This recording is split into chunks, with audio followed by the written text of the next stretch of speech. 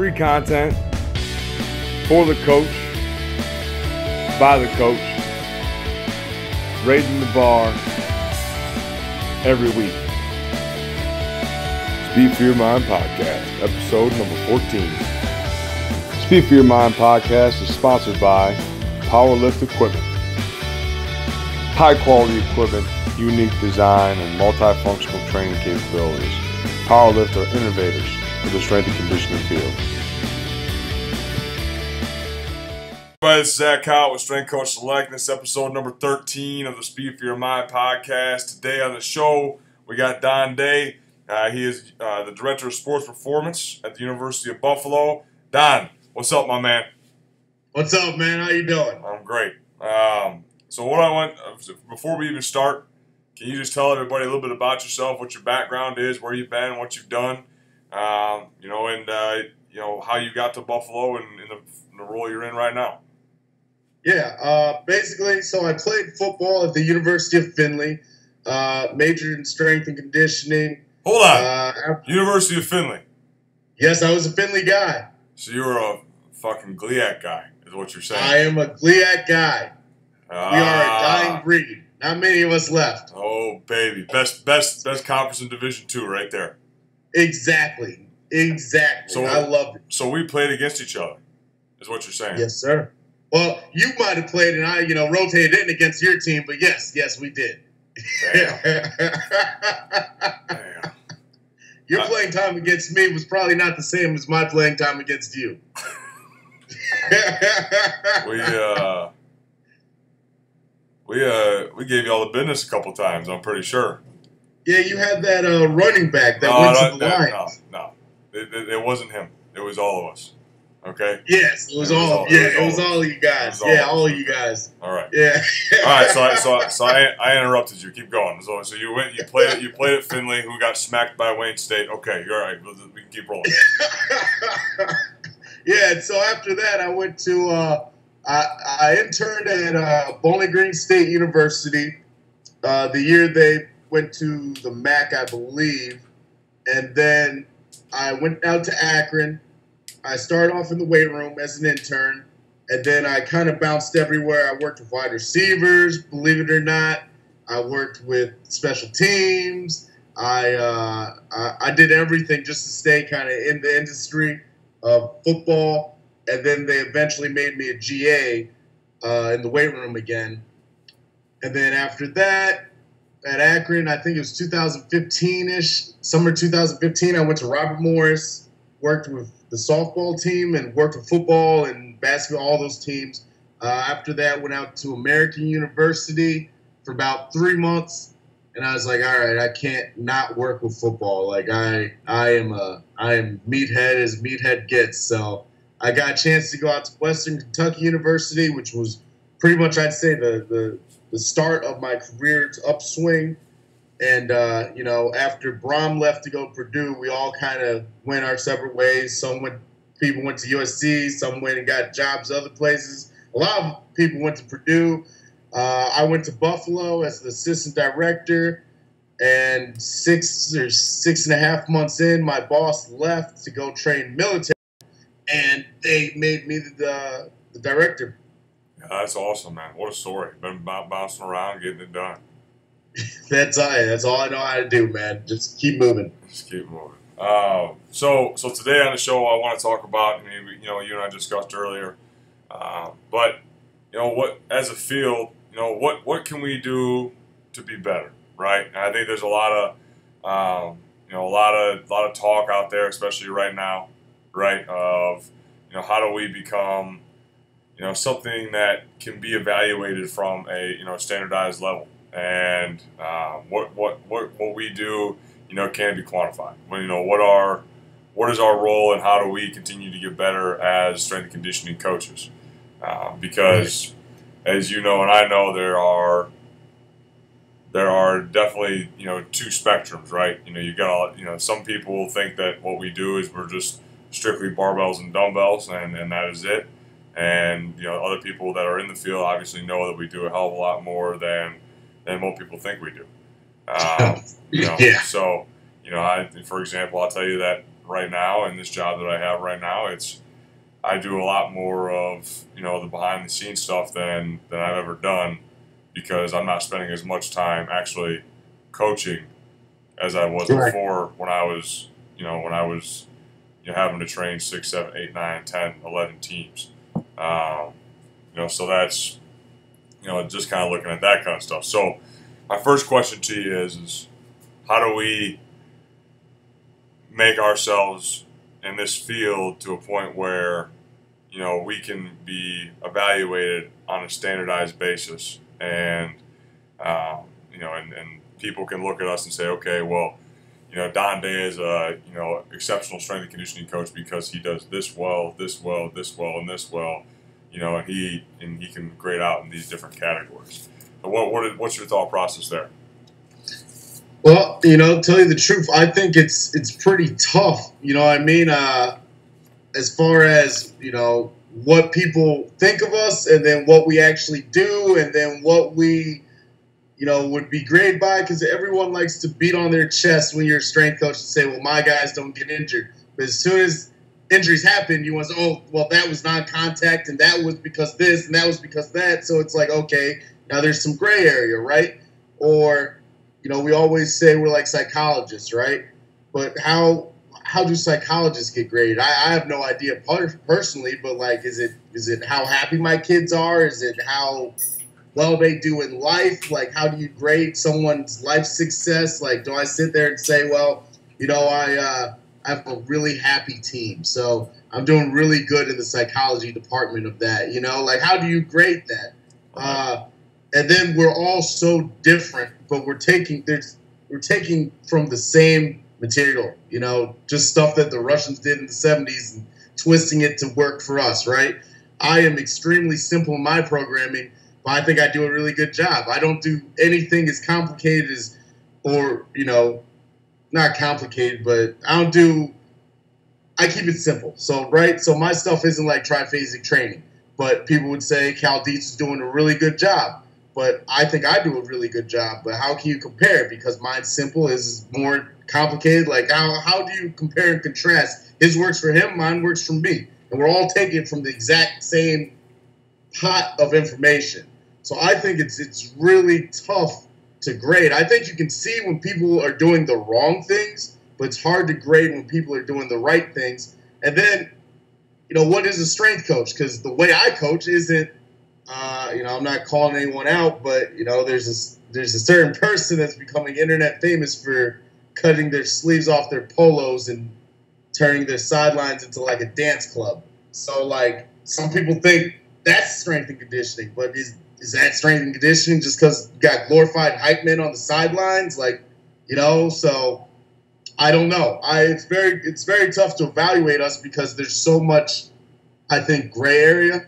I think it's easy to look and say, oh, well, that quarter squat with terrible technique at 700 pounds, that looks wrong. You know what I mean? But it's hard to sit there and statistically put out stuff that, okay, that's right.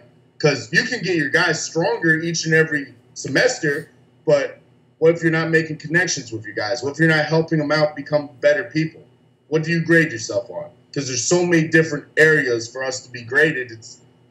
I think it's almost near impossible. But I think the thing that helps us out and would help us out is if we start taking each other, or if we start acting more professionally versus glorified meatheads. You know what I mean? When you see those people on the sidelines doing smelling salts or lighting stuff on fire or doing stupid antics that take away from the team, that takes away from people looking at us and say, oh, those are professionals. They look at us and say, those are like a bunch of wild madmen. You know what I mean?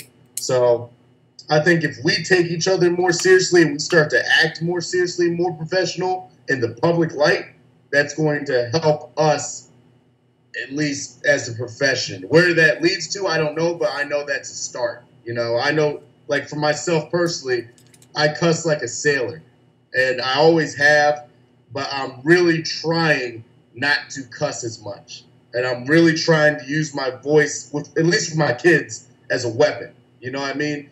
Use what I say and how I say it more than just saying F this, F that, F you, You know what I mean?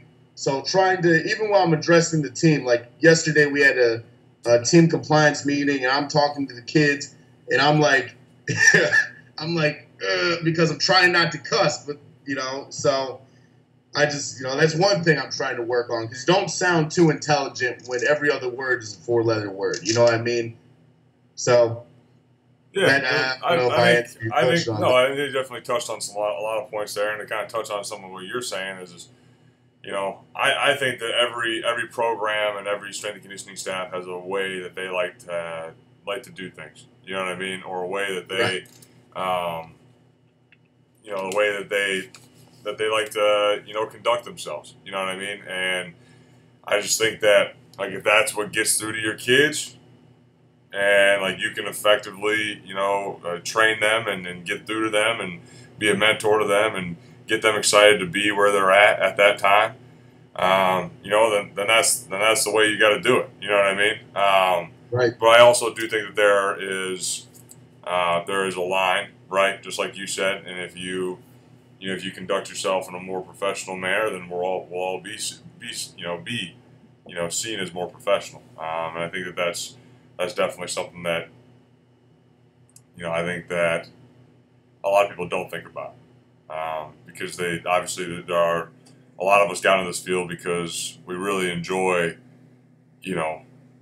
being excited and bringing the juice and doing those things. And, like I don't mind if a guy, like personally, like I don't mind if a guy cuts off his sleeves and is, but like, because if that, like for me, like if that gets through to those kids, you know what I mean, then like every single group of kids is different. You know what I mean? Like what gets through to your kids is going to be a hell of a lot different. I'll tell you 100% than what gets through to mine. You know what I mean? Because number one, because they're two different sports, right?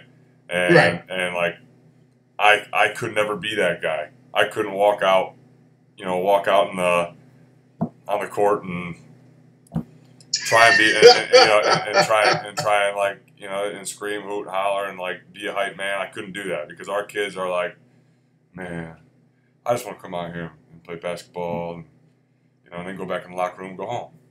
Whereas if you got, if you're looking at like someone like yours, in your situation, like I was the head coach football for 4.5, 5 years. I was that guy. You know what I mean? And so like for me, it's interesting because I know where each staff, kind of comes from when you see them doing some things. But I do agree with you that if we conduct ourselves in a more professional light, like from an all around standpoint, not then I think that we'll really start to make a turn and do some positive things. And go ahead. The way I always took it is, what you do in your room when the cameras aren't around you, like, that's whatever. You know what I mean? It's kind of like what you do at home, right? Like, versus when you're at work. Like, I'm not going to be the same way at home that I am at work, and that doesn't mean I'm fake at work. It's a different setting, right? So, when game day really to me is about the kids. And, like, anything that I do that draws attention to me takes away from the kids. So, like, for example, with the sleeveless polo and stuff like that, I actually looked up. I didn't know the record of the team. I had no idea. All I know is they had a coach that did this and did that and does these things. And so I knew about the coach. I didn't know about the team. I didn't know they had actually a pretty good record. I knew nothing about that. Right. You know what I mean? And maybe that's because I don't follow that team, or maybe it's because the team is getting overshadowed by the coach. I have no idea.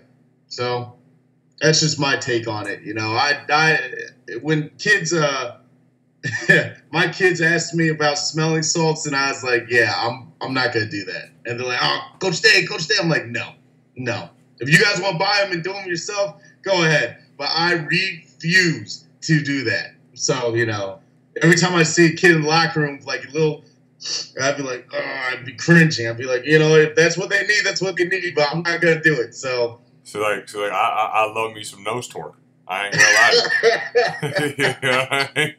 So, I can't. I just can't do it. I yeah, can't. no. So like, I you know, can't. that's what I'm saying. It's like every one of us is so different, and every one of us is so has a different strategy. You know what I mean? Like, And hey, to each their own, man. If it yeah, works for right. you, Yeah, I mean, you're winning games and stuff. What am I supposed to say? You know what I mean? Like, what do I know? yeah. I think that it's just it all depends. Like I'll be honest with you. I don't think I've ever done. I don't think I've ever done it when I'm pretty. Actually, I can tell you that there's definitely been a moment where but I'm not around the kids when I did it. You know what I mean? But you better be damn sure that I was definitely in the coach's locker room. With my nose with my nose torqued before I went out on the sideline. It happened. I know it did, and I'm not ashamed of it. So I'm just going to say it and live with it. Hey, man, I can't knock another person's grind, man. If it helps you win, what do I know? Yeah, what are you gonna do? I mean, that was like telling someone how to run their marriage. You know what I mean? Hey, if that works for you, go ahead, dude. Yeah, no, that's great. So my next question to you is when you look at let's talk standards, right? Let's talk what we can really put down in stone, right? So my biggest thing is like less injuries. If you can prove that what you're doing is allowing your program to have less injuries than what was being allotted before, right? Right. I think that it's number one. It's very hard to prove. You know what I mean? It's very hard to prove. Yeah. But number two, I think that if you're at a place for a long period of time, and let's say you over a 10-year span, you look at something and you say, okay, well, I did this my first 3 years, we had this percentage of injuries, right? And I did this for the next 3 years, we had this percentage of injuries, and I did this for the last 4, and we've really seen a really good a decrease in our total injury percentage. I think that individual can say, okay, well, I've been doing these things. These last 4 years, we've seen an exponential drop in our total injuries. Maybe we need to keep what we've been doing these last 4 years kind of in line. I think that but here's the problem: is none of us are anywhere for fucking 10 years, right? So it's just it's just one of those things. That's the biggest problem is longevity, right? Yeah. So you look at those and you say, okay, well, that's a really good thought process. Maybe that's something we could do, but none of us ever.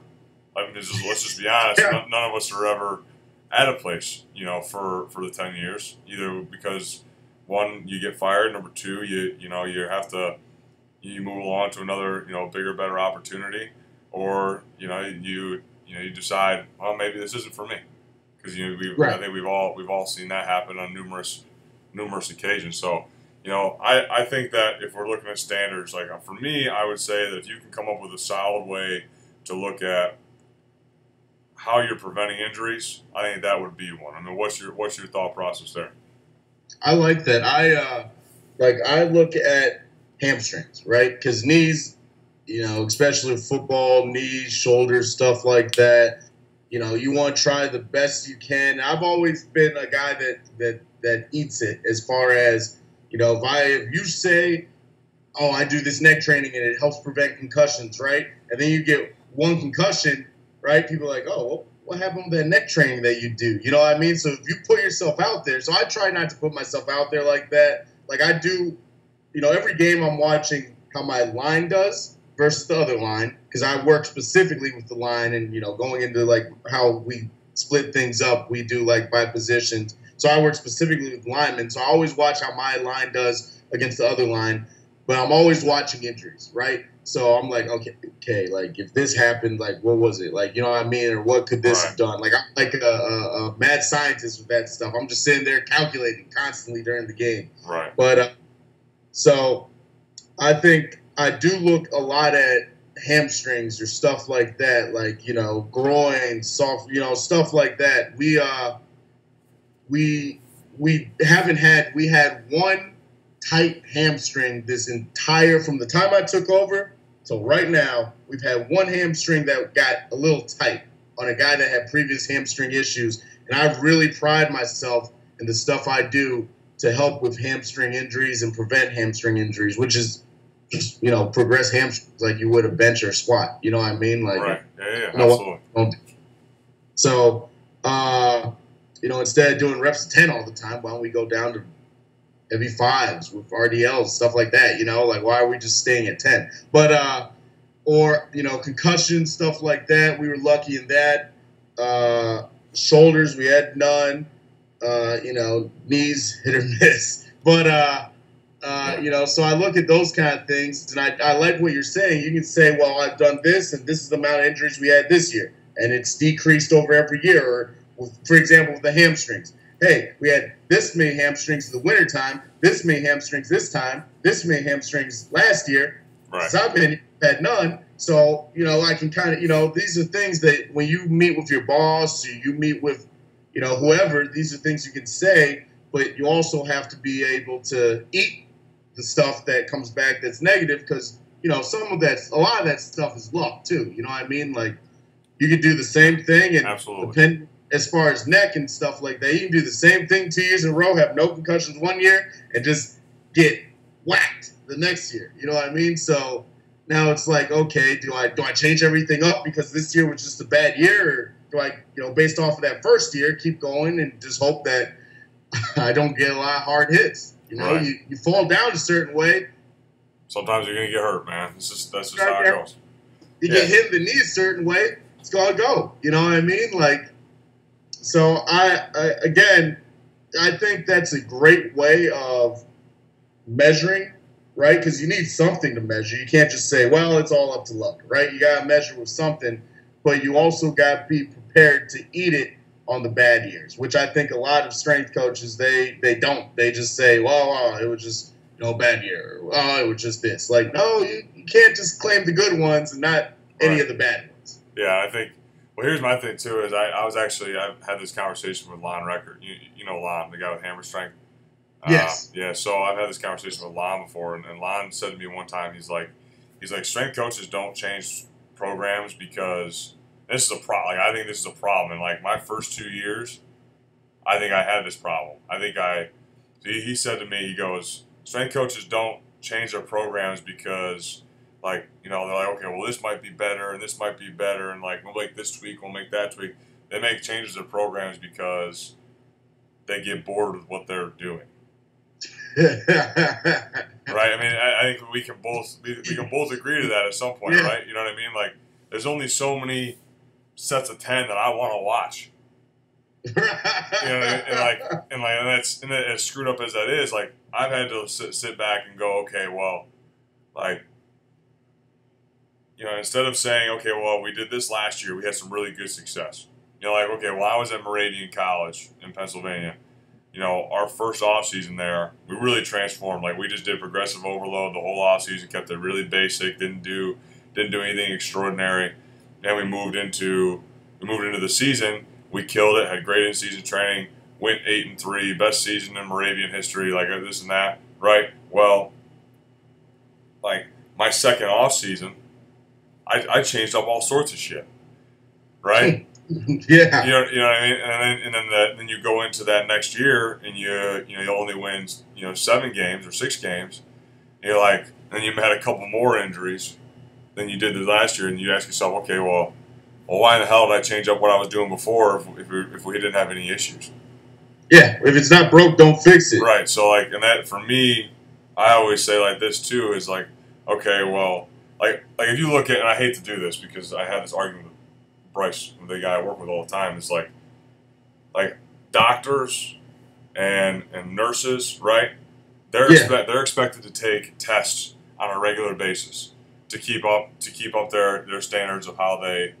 I know this because my wife is a nurse. She complains. Mine's a nurse too. My girl's a nurse too. Yeah, she complains about having to go to she like I move. She's got to find a new job. She bitches. She bitches at me, and then she's got to take three new tests. Every single job because they have to. She's got to prove that to them that she can do her job effectively, right? Well, we don't have to. You know what I'm saying? Like, we go to a couple clinics. We get our CEUs. Go to a conference once a year. Go to a conference. Okay, my certification's good for 2 years. I don't have to do it. I don't have to. I don't gotta do anything. I just right. gotta show up at this conference, pay $400 or whatever it is, and then go drink beer. Right? Exactly. And that's the thing. Is like that's to me. I was actually talking to Bryce about this morning. It's like I just think that if we, just like you said earlier, if we want to be held accountable to a more professional standard, right, then we have to be more professional. Well, I think that there's got to be a way that we, and I'm sure some people are going to hate this and be extremely pissed off at it, and I don't really care, is I think that there's a way that we need to be held accountable in the same exact light. You know what I mean? Oh, if we had to take a test every year, you know how many people wouldn't be strength coaches anymore? Right. And that's good. That would be good because you'd have to read, you'd have to study, you'd have to keep learning stuff. Like some people, we're reading. Hey, have you read Super Training? It's the same old book from 50 years ago. Why don't you read something new? You know what I mean? Or have you read whatever, some Bampa book? Dude, it's the same book from 50 years ago. Why don't you read something new? Something that, not 50 years old. Right. Everyone's reading the same old ass books. Yeah, and I agree with that. And I also want to there's also the thing where it also holds the companies accountable. Yes. You know what I'm saying? It's they come out with a new book every how many years, right? Okay, right. Well maybe that's the standard for them, but I also know that there are, the techniques and everything like that in certain other fields, those are being updated on a regular basis. And all those other fields have to stay up to date with, what they're doing. I don't know how we fix it. I'm not the guy, you know what I mean? I'm not that guy. Because people don't look at us, I think it goes back to people don't look at us as professionals, you know what I mean? Some people recognize the importance of what we do and how much of an impact we have on a team. You know what I mean? We're with the teams more than anyone else. So mental aspect, how much we play effect on that, and also the physical development. You know what I mean? But people just overall do not see us as they should, how important we are. You know what I mean? I think it was Urban Meyer that said Mickey Marotti was his most important hire. That's the national championship winner saying the strength coach is the most important hire on my staff. Right. He didn't say Mickey Marotti. He said the strength coach. It just happened to be Mickey Marotti. You know what I mean? Right. So I don't know how to fix it. I don't know. People just say, oh, well, everyone can bench. Come on. Not everyone can bench the right way. Or everyone can squat. Well, not everyone can squat the right way. There's a difference between, that's like me saying, well, everyone can play football. Oh, there's a good way of doing it, and then there's just everyone can play way of doing it. You know what I mean? It's the same with that's why some people get scholarships and some people sit at home. Exactly. That's why some people bench 450 and other people bench 135. Yeah. You know what I mean? There's a good way of doing it, and then there's the everyone can do that way of doing it. Right. Yeah. So everyone can swim, but only Michael Phelps is out there winning gold medals. Right. You know what I mean? No, I got you. Absolutely. So to me, I think that there's got to be a process with the two big certifying bodies right now where maybe something can be implemented in that end. And shit, maybe I'm the guy that needs to go push that. I don't know. You know what I mean? But, hey, you're gonna be the next Boyd Epley, man. Because we're just talking about it, right? And I'm always, it's just I think that we're all judged on our actions rather than our talk, right? So, maybe I need to go and figure out a way where those two certifying bodies can have something for us on a regular basis, as much as people would not like it. You know what I mean? I think that would be you'd have one side that says, okay, we want this, we want this, we want this, and we want to be held to this standard. And you got a lot of dudes sitting over there like, ooh, dude, shut up. Because if I have to take a test, I'm going to have to feed my family after that test. You know what I mean? So, but it shouldn't be that way. I'm sure doctors aren't sitting there scared of having to, prove that they're good doctors, Right. I think another problem is our standards with hiring people. Why? I don't hire anyone that's not certified, and that I don't just hire my buddies. I hire people that fit a certain standard. I think when you're out there a lot, maybe in the past, people have just gotten jobs because they played somewhere. You know what I mean? So now those guys are the head guys, the older guys, right? That are just like, kind of grandfathered into the system. And I'm not saying they're bad coaches. You don't have to be the best science guy to be a good coach. You know what I mean? But you gotta, like you said, you gotta stay up to date, man. You gotta learn. You gotta keep learning. Like, you gotta keep reading. You gotta help yourself out. So in case something does happen, you can stay in the field. Right. So, I don't know the answer, and I know that if there was some kind of test, there would probably be a lot of pushback on the strength coach's side, but we need something, Right. but then again, people will say, well, coaches don't get tested on coaching, which is a valid point. They don't have to take tests. Absolutely a valid point. So if they don't have to take tests, I don't know if we should exactly have to take tests. Ours is a little bit more scientific. Theirs is more strategy, but right. I honestly, I don't know the answer. Like, they can hurt kids by their practice volume, just like we could hurt kids in the weight room with bad technique. So, I at least we're certified. At least we have a certification, I guess. Yeah, it's a tough question, man. It really is. And I've been asking tough. that question for a while, and I actually think that I somehow came up with better thoughts today than I ever have. So, but I think it's an extremely tough. It's a tough situation, a tough field, especially to just have something to be evaluated on. It's touchy. It definitely is.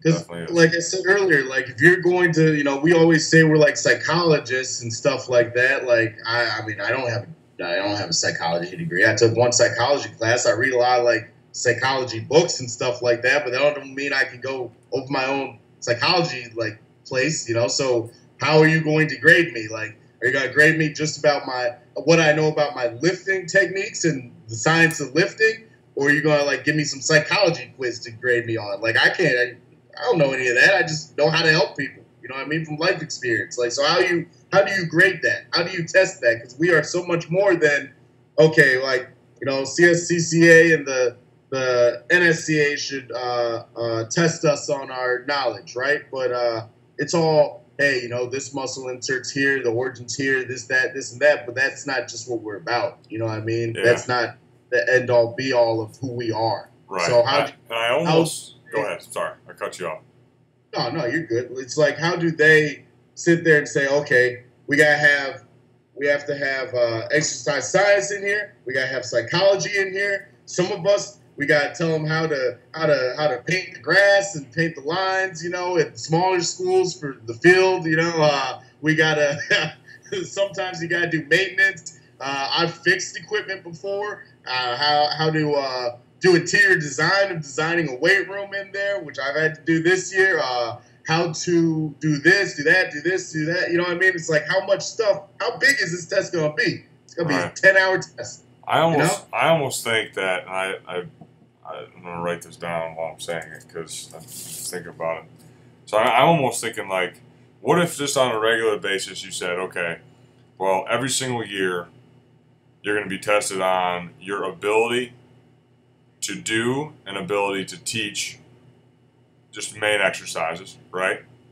Mm-hmm. And then you take a 100-question test on 3 different categories.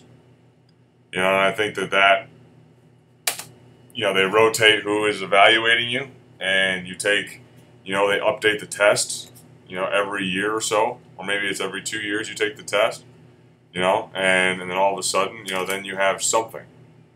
And you can kind of taking the SCCC every 3 years, pretty much.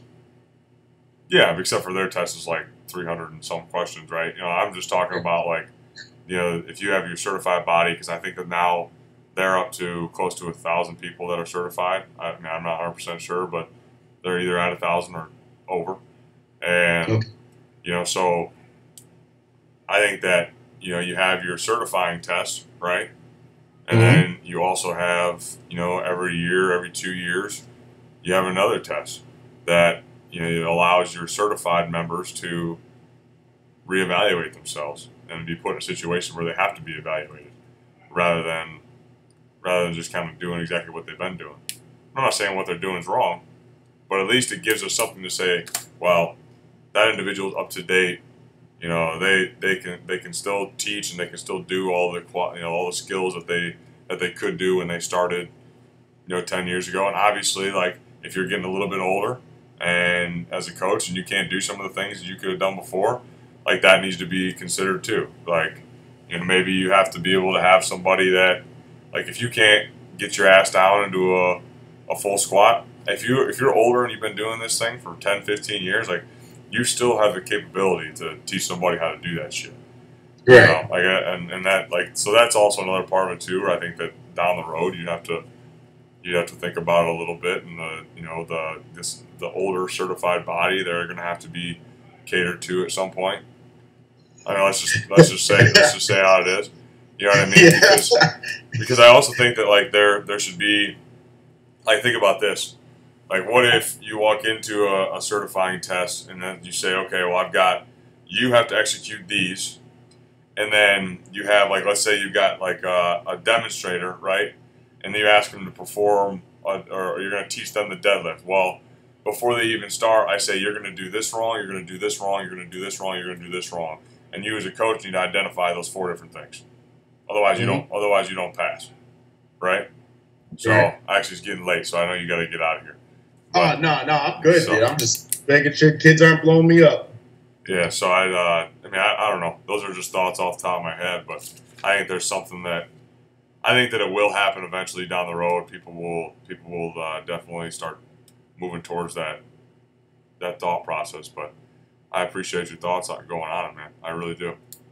Hey, anytime, like I said, I have no idea how they would evaluate us, and we do so much stuff, but I think the basis of all of that comes back to us being professionals. You know what I mean? Us being more professional, because we're not going to get the respect of a doctor or the respect of a position coach even if we don't act more professional. You know what I mean? Especially, this is becoming really a young man's game, and in strength and conditioning, we have these I don't want to call them old men because, they're not all old men, but, 40 years old isn't that old. But, we got guys that are phasing out, right? We got the new wave coming in, the new younger wave, all in our 20s and early 30s. This is new wave, and the 40, 50-year-olds, they're retiring and going on to write books and stuff, right?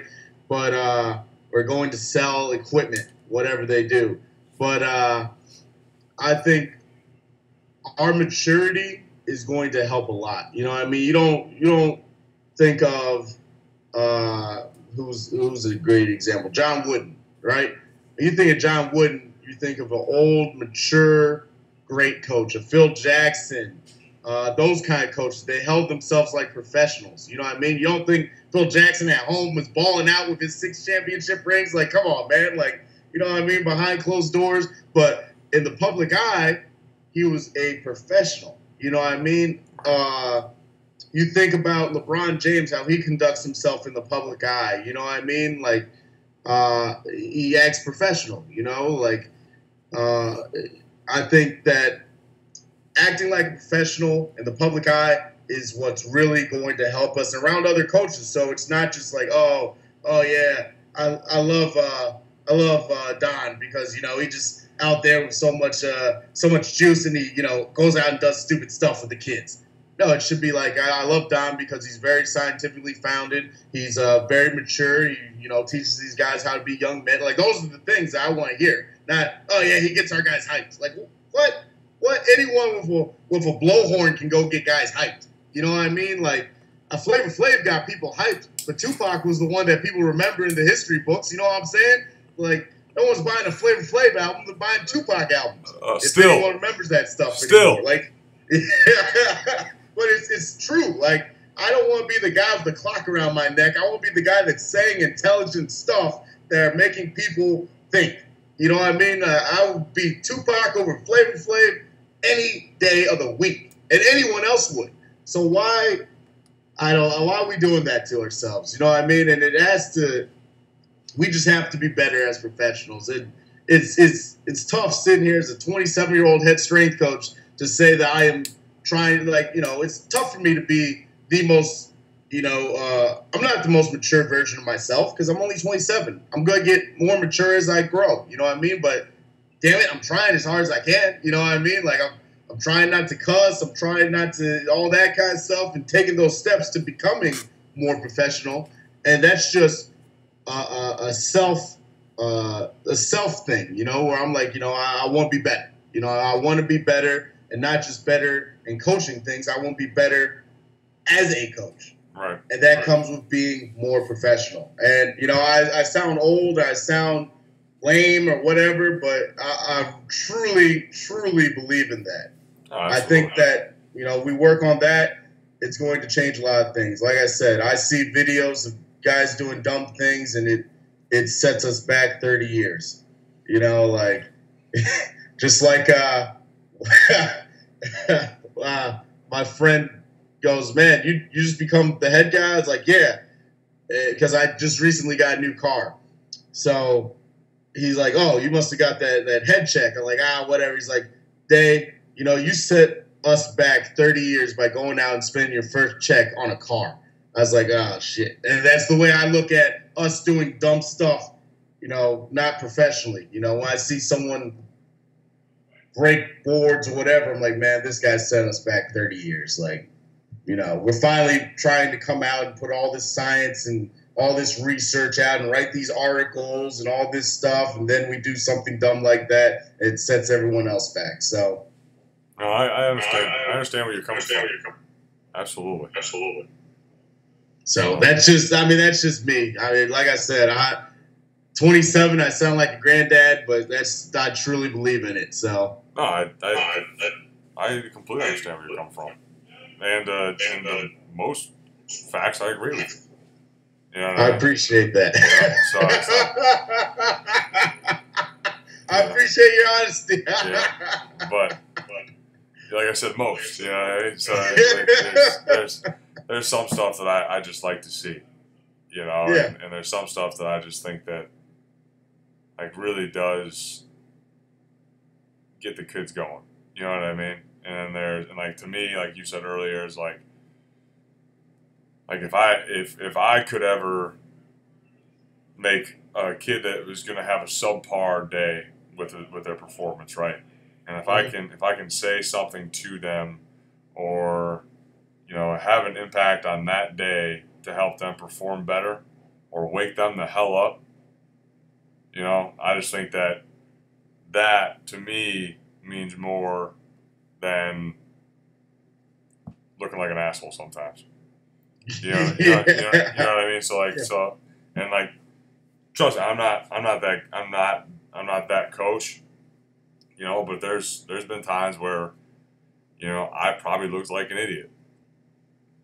And I'm sure when I stand up at the board and like, you know, every other word is that's where I first caught myself. I think it was like my first like talk with my team in the weight room when I took over, and I'm like, man, I cuss a lot and I sound really stupid. Like, you know, so there's times where I'm like, you know, catch myself, or when I'm talking to a kid, I'm like, dang, I wish I wouldn't have said that. Like, I wish I wouldn't have cussed like that because I sound stupid. Trying to explain a squat at every, you know, I'm like, hey, bend your effing knees, sit effing lower, do that. I'm like, God dang, like, why did, like, I gotta quit that, like, you know. So yeah, but here's the thing though, is if like, as much as it may bother you, it probably didn't bother the kid too much.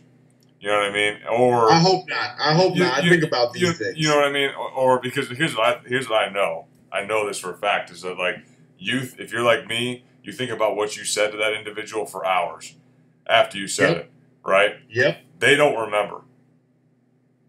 Well, that makes me feel better. You know what I'm saying? Like the other day, like I ripped this kid up and down. You know what I mean? I sat out here. You could hear it from down the hallway probably. And but the fact of the matter is that like the next day later, that kid either one appreciates what you did, you know what I mean, or two doesn't remember what in the hell you said in the first place because they're so ignorant to the fact that like you're coaching them and you're not getting after their ass. You know what I mean? And Right. I think that's the biggest difference is like, and I hear our coach says this all the time. It's like I'm coaching you. I'm not yelling at you to make you feel bad. I'm not demeaning you. I'm not doing this, but like I'm not just going to stop coaching you hard because you're soft. You know what I mean? Like that to me that hits home big time because you're just there's been things that I've changed up since I've had this job just because I know if I don't do it, then all of a sudden, you know, they're not going to give me near as much. Like I know that if I don't pull out the Vertimax every single day, that my basketball guys aren't going to give me as much effort in the squat, the bench, and the deadlift. I just know it. Oh yeah. I know the Vertimax is the key. Right. So is the key. I pull out the Vertimax every damn day. I don't care because if the Vertimax helps them give me more effort in the squat, I'm doing it. I don't care. You know what I mean? It's just the way it is.